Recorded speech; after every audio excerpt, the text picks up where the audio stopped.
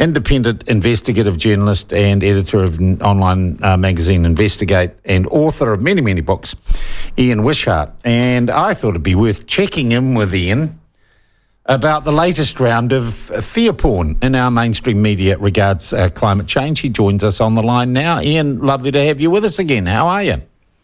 Good morning, Sean. Thanks for having me. Hey, have you caught up with the penguins yet? This is insane. There are scientific studies dating back for decades about the shifting penguin colonies of Antarctica and where they've had to move and shift to over the last millennia. There's nothing special about the penguins in that regard, but you're right. The climate change debate is just out of control. I mean, I'm trying to put the finishing touches on a new book, Climate of Fear, about the climate debate, and I keep on getting interrupted by all these claims that keep bursting out every week. Okay, because the penguin one, that's concerning until I read the word probably. Well, the thing about it is, and a lot of these, what you find, you've got to step back a moment and see the wood for the trees. The climate change movement is desperately searching for poster children, and it's grabbing them wherever it can find them, and it's spewing them out in the media faster than you can bat them away, which is why there's an onslaught of coverage about climate and penguins and fires and the like.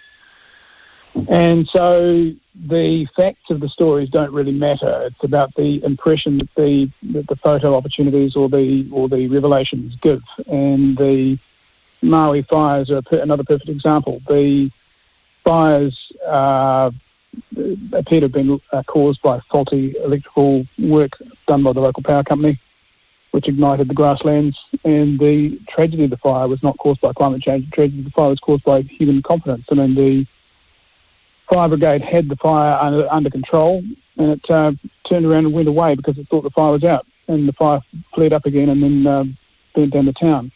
Adding to that tragedy was the police, who decided to close the roads out of town so people were trapped in the zone.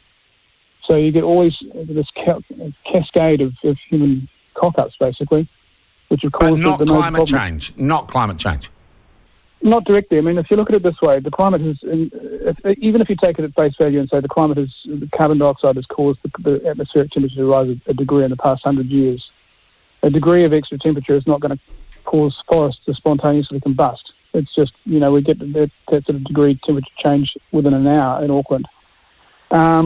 Sure, it creates dry conditions, but the reality is that most forest fires and grass fires are caused by human incompetence or deliberate arson. What about Spain? Wasn't Spain just climate change, Ian? Nothing special. I mean, it was hot. It was a hot season, but in this book, I've had the pleasure of going back through the archives. There have been many, many hotter seasons in Spain in the past. In the 20s and 30s, it was extremely hot, and records were set that haven't been broken.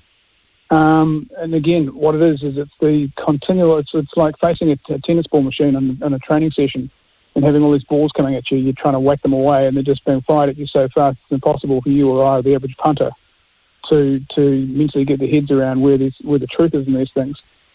And that's why it's irritating for me and for you and for everyone else to try and work out who's telling what on climate change, because the facts don't matter for the people who are pushing the agenda. Yeah.